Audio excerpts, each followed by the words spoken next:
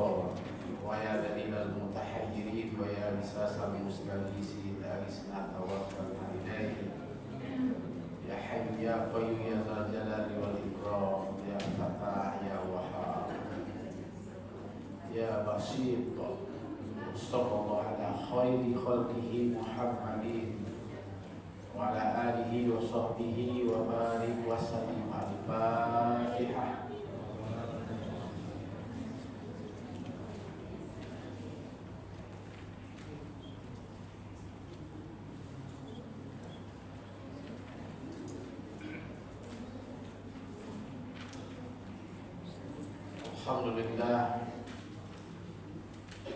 Alhamdulillah Rabbil alamin wal aqibatu lil muttaqin wassalatu wassalamu ala asyrofil anbiya'i wal mursalin wa ala alihi wa sahbihi ajma'in.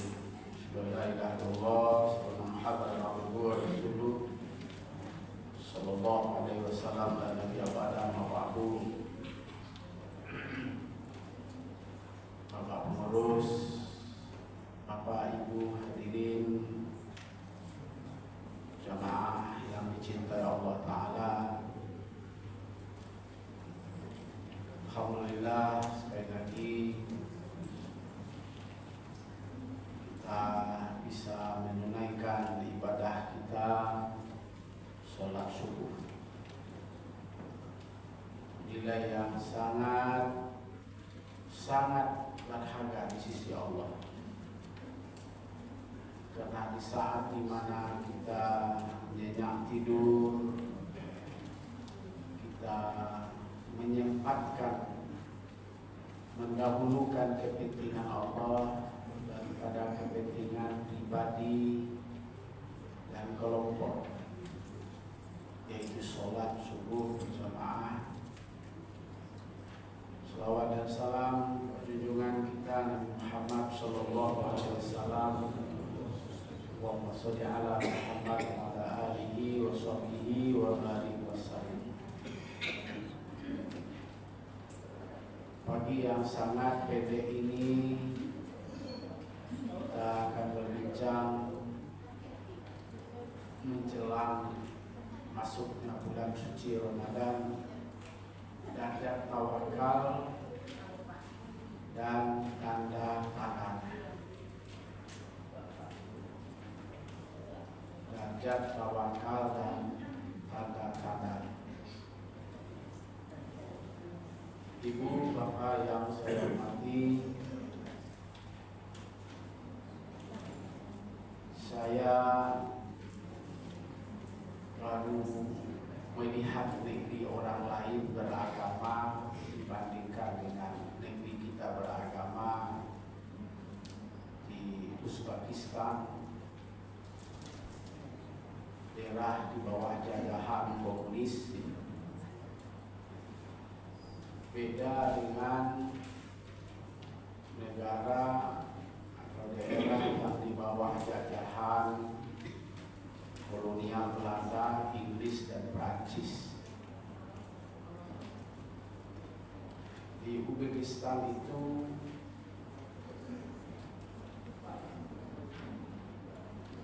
agama pada awalnya tidak ada. Orang tidak boleh beragama karena agama adalah menghambat, agama adalah menuntut kemajuan. 150 tahun Uzbekistan itu dijajah oleh komunis, oleh mereka yang anti Allah, anti Tuhan. Maka mereka menjalankan agama mereka adalah sembunyi-sembunyi selama 150 tahun. Siapa yang terlihat mereka melakukan sholat, belajar Al-Quran, itu mereka dimasukkan ke penjara, dan seluruh ulama-ulama yang mengkaji tentang Islam itu dipenjarakan dan dibunuh tidak kurang dalam jangka 150 tahun itu 10 juta ulama itu mereka bunuh.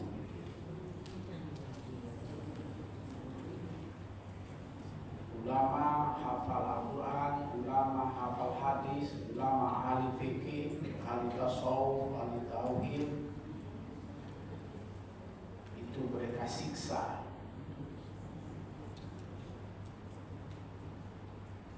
Oleh karena itu tidak ada agama lain di sana terkecuali Islam.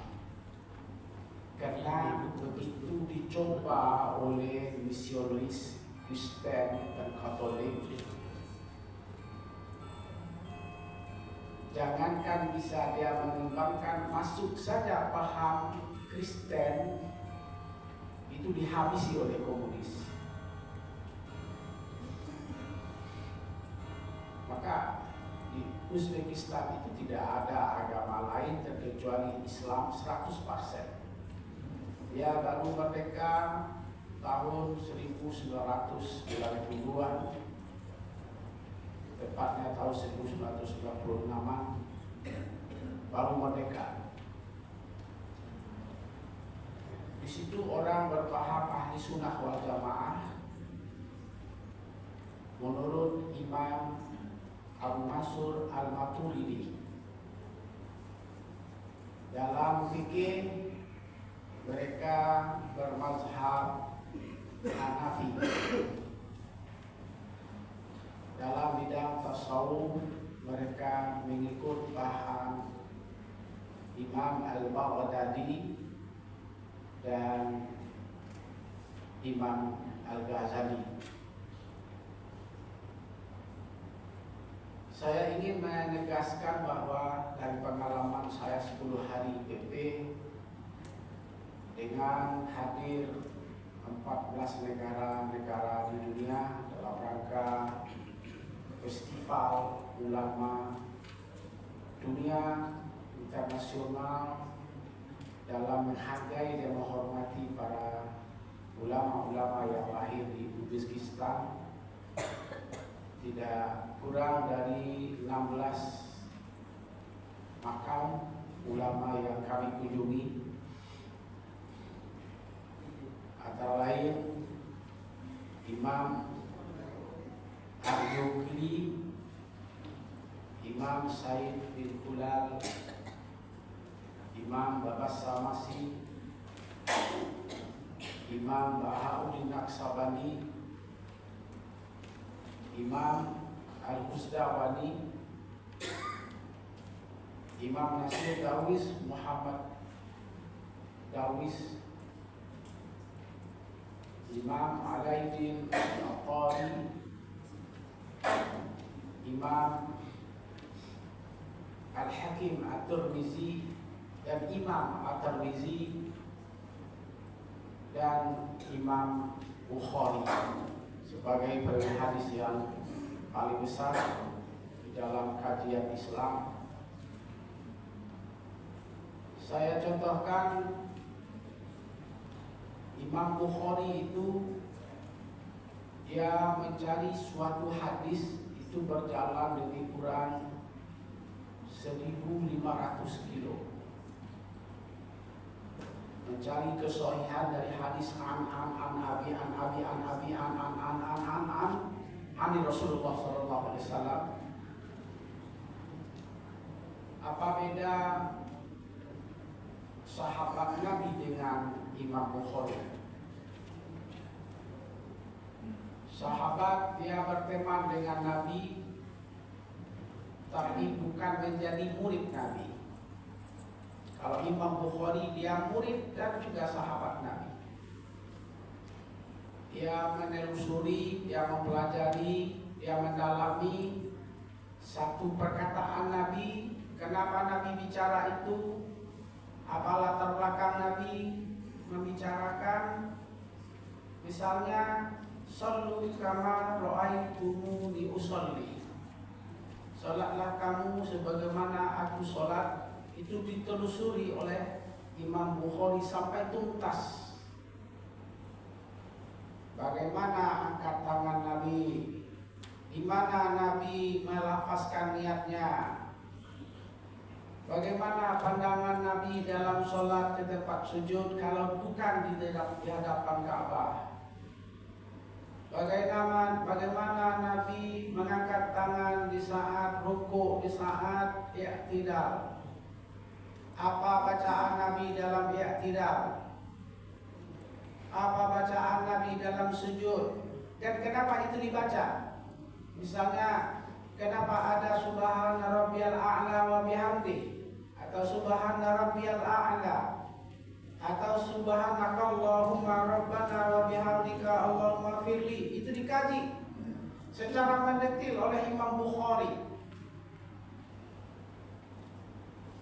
Kenapa timbul perbedaan pendapat dan mana yang paling kuat sampai kepada assalamualaikum warahmatullahi, kenapa tidak sampai wabarakatuh?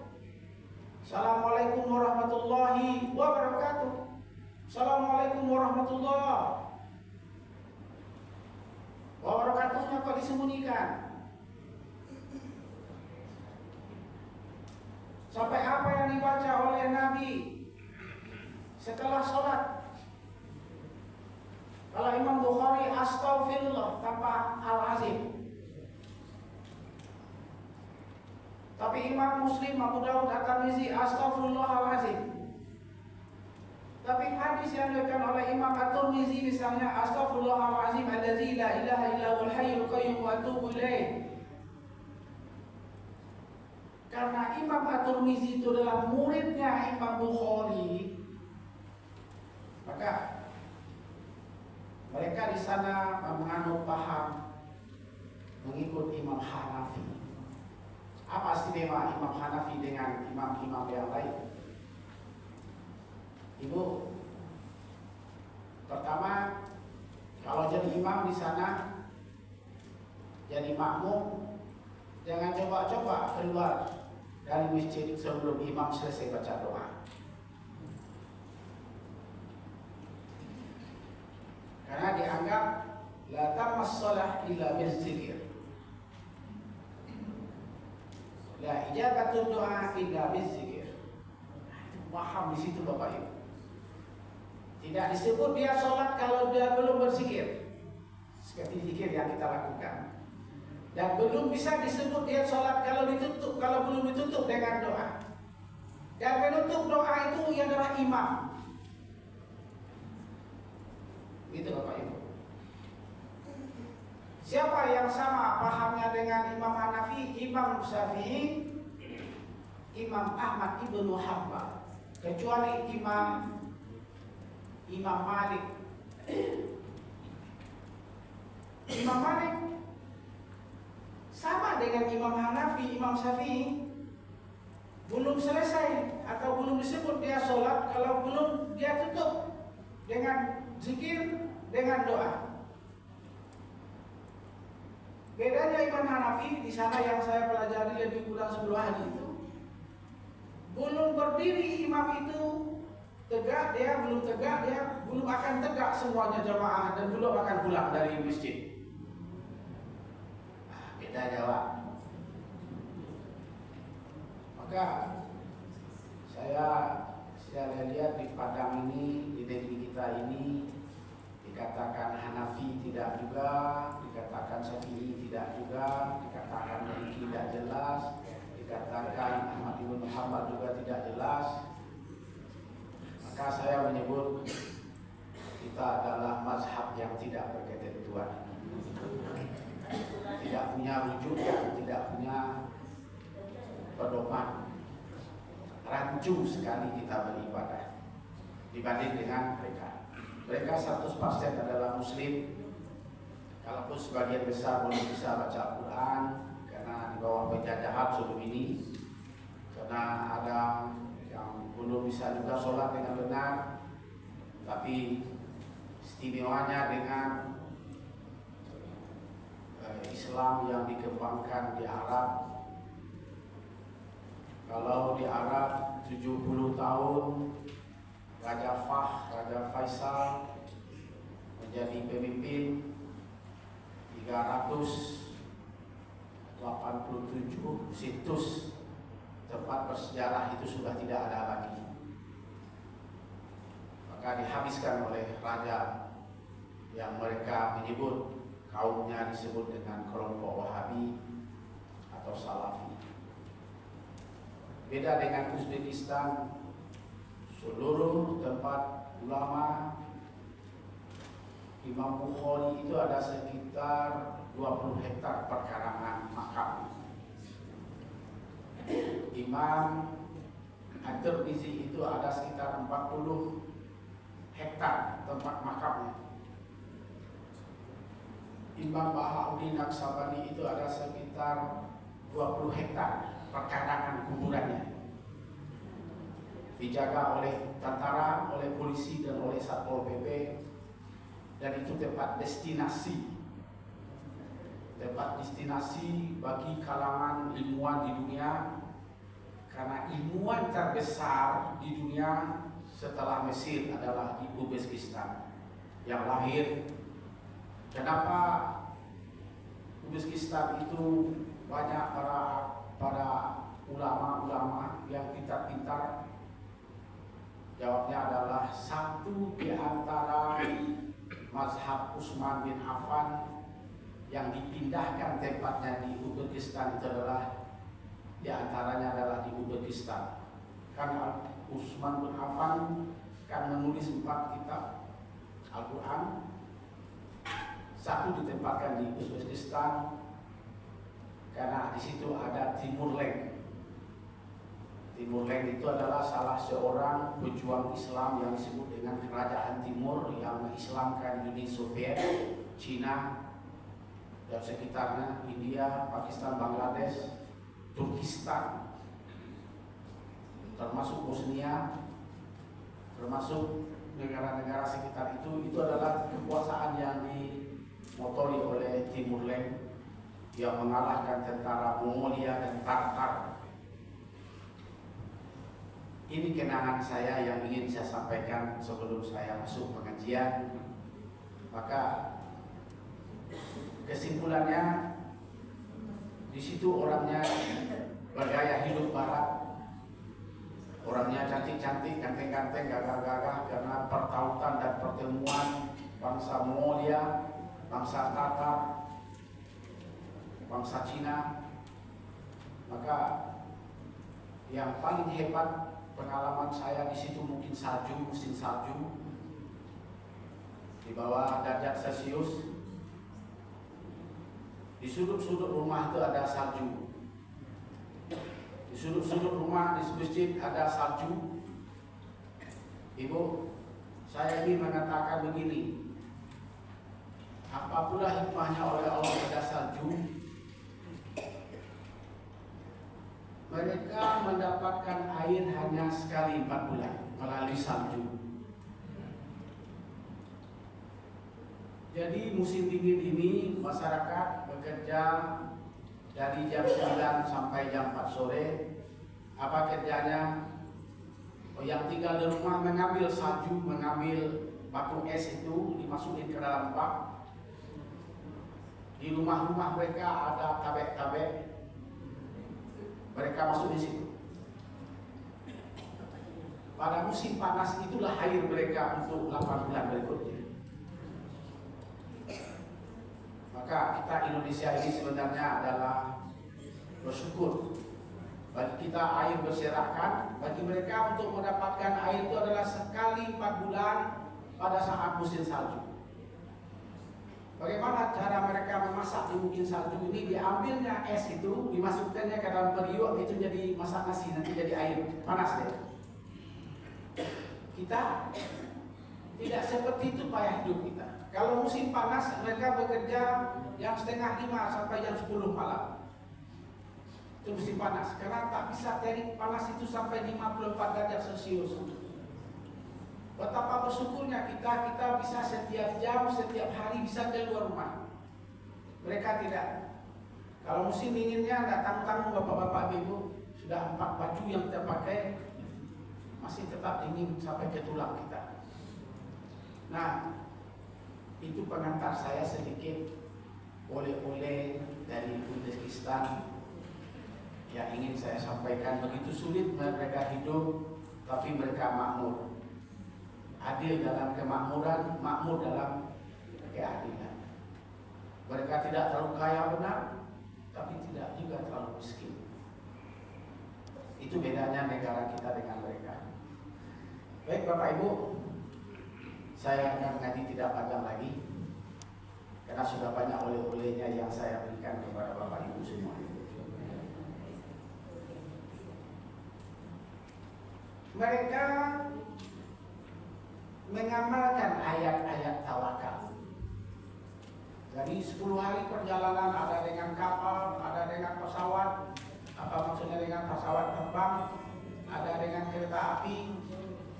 16 tempat-tempat bersejarah yang kami kunjungi, yang dipimpin di Indonesia, dipimpin oleh UAS, oleh Abu Somad.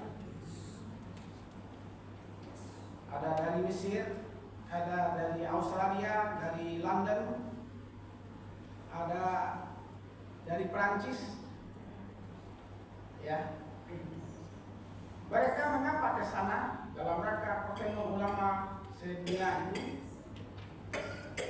adalah dalam rangka menghargai ulama. Man istakhafal ulama khosratin. Siapa yang memandang enteng ulama, maka rugilah agama itu sendiri. Maka mereka hormat kepada ilmuwan. Mereka menghormati para imam. Imam mereka tidak boleh memegang sapu. Bagi kita di Indonesia, di Padang, imamnya adalah garing. Imam kita adalah garing kita. Imam kita adalah pesuruh kita. Muazin kita adalah pesuruh kita. Khatib kita adalah kita perintah. Bagi mereka, ulama, orang yang mengenal Islam, itu mendapat tempat yang tertinggi dan dihargai dengan gaji besar. Imam mereka punya gaji rata-rata 10 juta sampai 15 juta satu bulan. Guru TPA, guru TPA yang ngaji itu dibayar 5 juta. Awak dia jadi guru ini. Guru TPA itu lumayan minta, bayar lebih tahun sekolah. Nah ini beda pemahaman keagamaan saja. Baik, saya akan merinci dengan cepat. Ada 7 derajat orang yang tawakal. Ada 7 tingkatan orang yang tawakal itu dalam Islam. Yang pertama, ma'rifat pada Allah Subhanahu wa Ta'ala dan segala sifat-sifatnya, setidaknya meliputi kekuasaannya, keagungannya, keluasan ilmunya, keluasan kekayaannya. Semua urusan akan kembali padanya dan semua yang terjadi atas kehendaknya dan seterusnya. Ibu, orang yang tawakal itu dia ma'rifatullah. Apa maksudnya? Orang yang tawakal itu adalah orang yang kenal dengan Allah. Man arafa nafsahu faqad arafa rabbah. Orang yang mengenal dirinya, ia akan kenal dengan Tuhannya. Siapa itu orang yang tawakal? Orang yang tahu diuntung. Orang yang tahu jo nasib. Orang yang tahu jo diri. Nah, maka tidak mungkin orang dalam kajian keislaman bisa bermakrifat kepada Allah kalau dia tidak tahu juntuannya. Awak kadang-kadang awak tahu tapi tidak mau tahu. Awak kenal tapi tidak mau kenal. Awak jadi tapi ingin menjual. Ada orang bodoh yang tidak tahu pula di bodohnya. Kehidupan kita adalah serba formalistik, legalistik. Kehidupan kita Bapak Ibu serba wah. Bana kata Pak awak kayo, bana kata Pak awak jadi, bana kata Pak awak hebat. Itu nanti pembuktiannya adalah dengan benda. Ukuran orang hebat, nyoba piti, nyoba kayo, kumanca, otoy banyak. Itu ukuran. Orang yang tawakal tidak itu ukurannya. Orang yang tawakal, ukuran yang pertama, nyo tahu nyo telah. Buktinya tahu nyo telah rami masjid, rami musola. Bukan hanya untuk dirinya, tapi adalah kehidupannya dalam keluarga. Anaknya, bininya, adiknya, keluarganya, tetangganya sadar akan agama. Itu derajat yang pertama. Yang kedua, mempunyai keyakinan tentang keharusan untuk berbuat, untuk berusaha. Ibu, Bapak yang saya hormati, dalam kajian Ahlussunnah wal Jamaah, yang pertama ada namanya ikhtiar, yang kedua ada namanya usaha, dan yang ketiga ada namanya doa. Saya akan menanya kepada Bapak Ibu yang terakhir. Yang Bapak Ibu doa pagi tadi sudah sekian sebuah.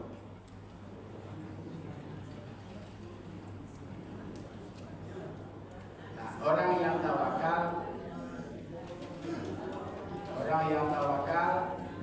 doa pertamanya adalah, ya Allah, berikan kesuksesan langkah-langkah kerja saya dari bangun tidur ini nanti sampai sore. Saya akan menghadapi anak saya, menghadapi istri saya, menghadapi tetangga saya, menghadapi keluarga saya, menghadapi kehidupan saya. Allah masrah lana sudurana wa yasir biha umurana wahlul 'uqdatan min lisanina waj'alni mahfuzan fi qulubina min kullil fain wa ulumid dunya wa ulumil akhirah. Itu doa orang yang tawakal. Tuhan, bukakan pintu hatiku dan mudahkan segala urusanku, dan didengar pembicaraanku, dan berikan teman yang mendukung usahaku, dan mantapkan diriku dengan ilmu yang Engkau berikan kepadaku. Dengan ilmu itu aku hidup. Wa ulumud dunya wa ulumul akhirah, kehidupan hidupku dengan ilmu dunia dan ilmu akhirat. Wala sahu wala nisyanan bi rahmatika ya arhamar rahimin. Dan jangan aku menjadi orang yang lupa dengan itu ya Tuhan. Dan jadikanlah aku orang yang Engkau selalu rahmati. Wa atina ma yakunu sholihan lana wa atina ma yakunu shodiqan lana. Tuhan, berikan yang terbaik untukku hari ini. Ya Tuhan, berikan yang benar menurut-Mu untukku pada hari ini. Ya Rabbana kullana kama kunta li habibika wa nabiyyika wa walika wa mursidika ya arhamar rahimin. Tuhan, kullana, katakan kepadaku seperti Engkau katakan kepada orang-orang yang benar. Ingatkan aku seperti Engkau yang telah ingatkan kepada orang-orang soleh. Ini doa apa Ibu tadi? Saya doa apa Ibu tadinya? Rabbana atina fid dunya hasanah wa fil akhirati hasanah. Baik, tapi baguslah daripada tidak berdoa. Baguslah. Tapi apa yang ingin saya katakan kepada Ibu, kesimpulan yang berdoa ini, dia orang yang tawakal itu menyerahkan apa yang terbaik untuk Allah untuk dirinya. Bukan yang baik menurut dirinya, Tapi yang baik menurut Allah, yang benar menurut Allah. Ibu, kalau nyumpah sakiti hati orang di ibu apa-apa di orang hadiko, ibu senang atau tidak? Senang atau tidak? Senang. Mestinya senang. Ya. Karena itu yang terbaik menurut Allah. Wah. Ibu,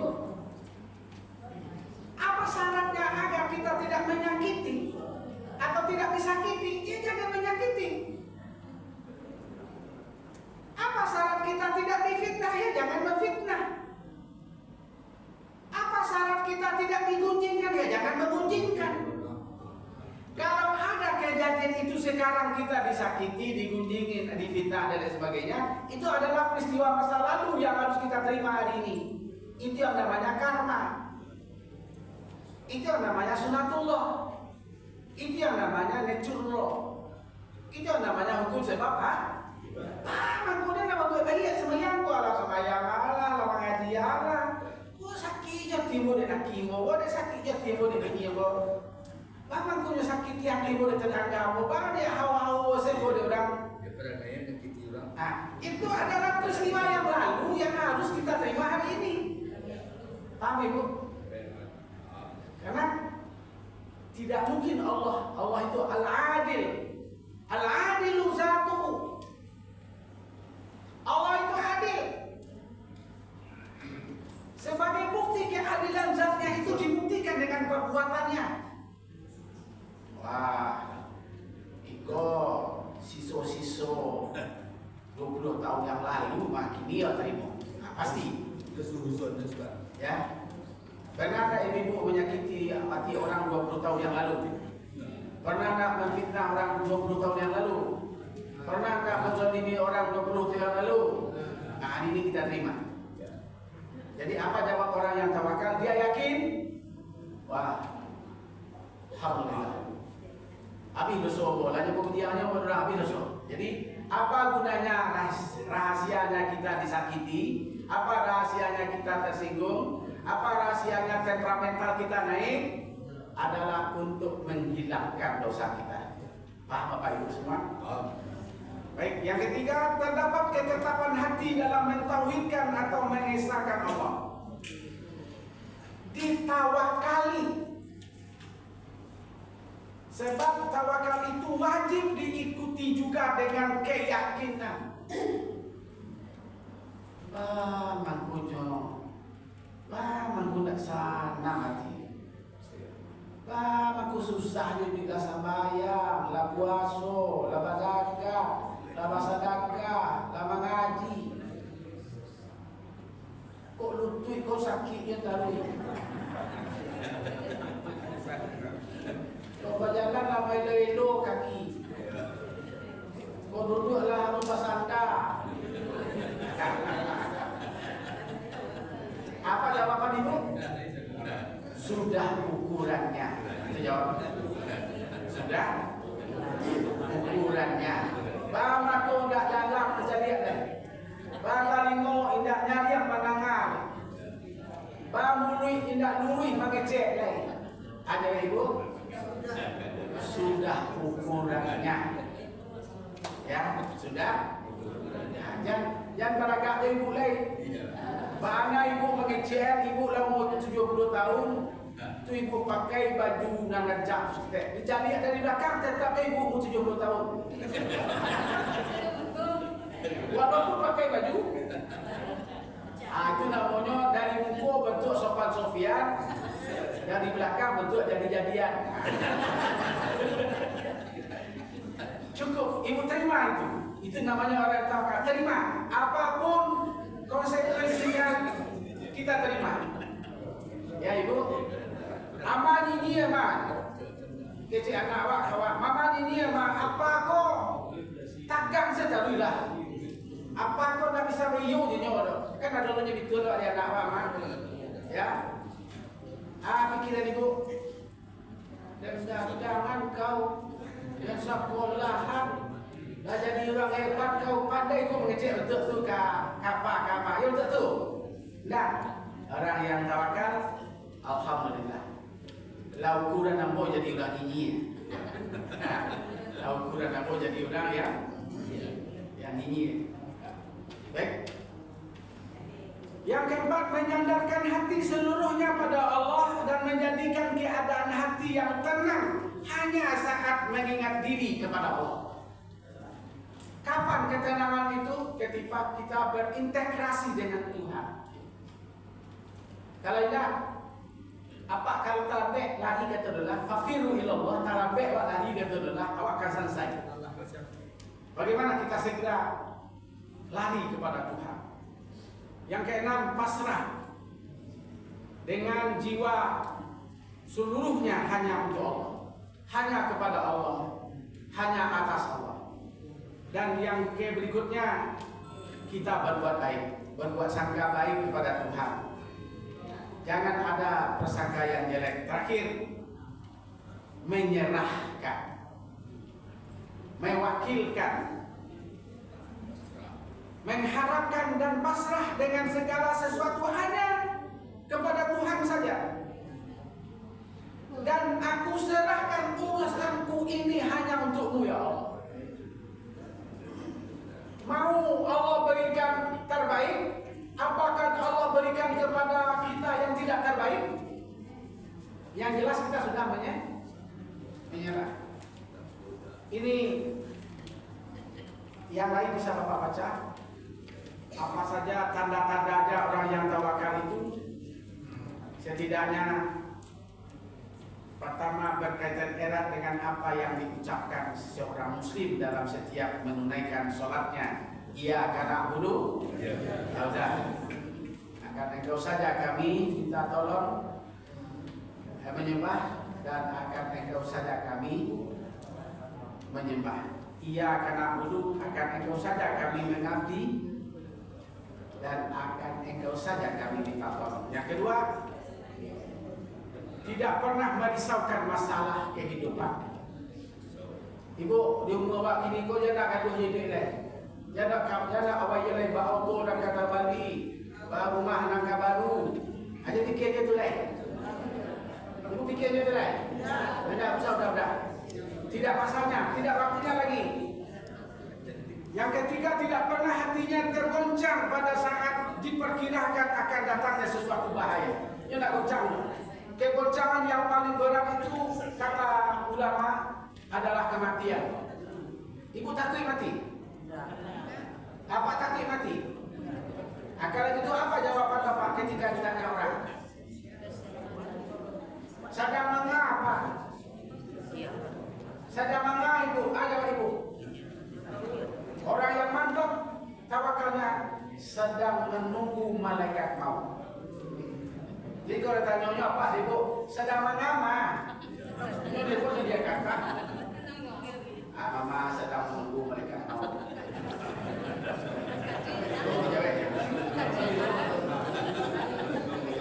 Mama sedang menunggu kematian. Ini kalau Bapak Ibu. Karena kalau ada orang yang rusuh dengan kejadian yang amat berbahaya yang akan mendatanginya, itu dia tidak termasuk orang yang tawakal. Jadi kalau ditanya menunggu tua kok Pak sedang mana udah? Alhamdulillah sudah sedang menunggu kematian. Sedang menunggu berikan maut bilo ketibo bilo datang. Maka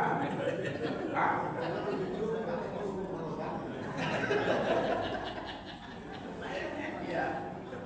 Tapi maksud saya keyakinan, keimanan, kepercayaan kita sudah berpaham seperti itu. Saya sedang menunggu kematian. Saya rasa itu kajian kita pada pagi hari ini. Dan semoga Bapak Ibu sehat walafiat. Karena kita akan memasuki bulan suci Ramadan. Sekarang tanggal 13, mungkin pada 15 hari yang akan datang agaknya ada yang sibuk-sibuk menyiapkan pulang kampung, ada yang pergi ke kuburan, ada yang spesial Ramadan.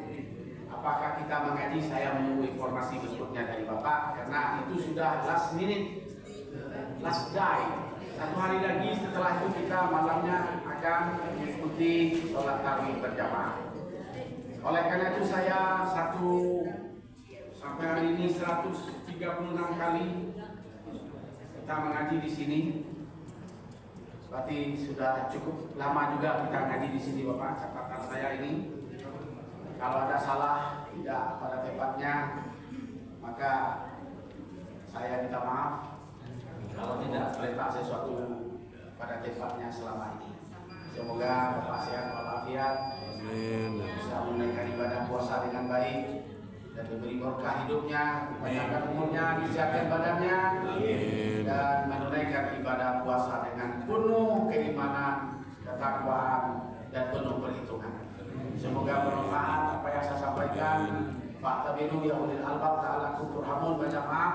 Assalamualaikum warahmatullahi wabarakatuh. Waalaikumsalam warahmatullahi wabarakatuh.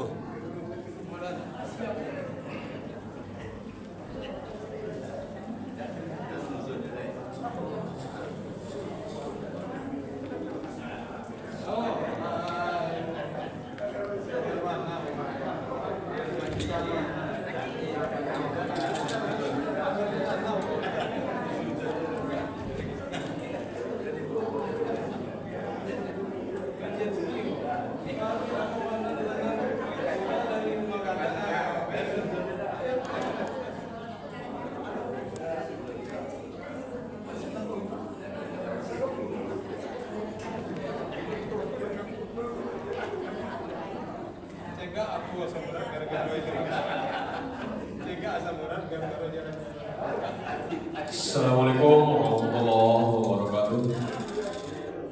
Kami beritahukan kepada seluruh ibu-ibu majelis taklim Masjid Darul Muttaqin bahwa pada hari Sabtu kita mengadakan wirid bulanan tanggal 15 Februari tahun 2025 pada jam 8.30 dengan tema meningkatkan kualitas ibadah muslimah dalam menyambut bulan suci Ramadan bersama Ibu Dr. Fitri Al-Razi MA.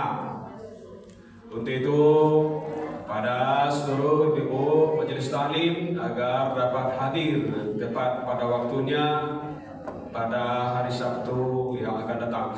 Sekali lagi kami beritahukan kepada seluruh ibu-ibu majelis taklim Masjid Darul Muttaqin bahwa pada hari Sabtu kita mengadakan wirid bulanan pada tanggal 15 Februari tahun 2025. Acara dimulai pada jam 8.30 dengan tema meningkatkan kualitas ibadah muslimah dalam menyambut bulan suci Ramadan bersama Ibu Dr. Fitri Al-Razi MA.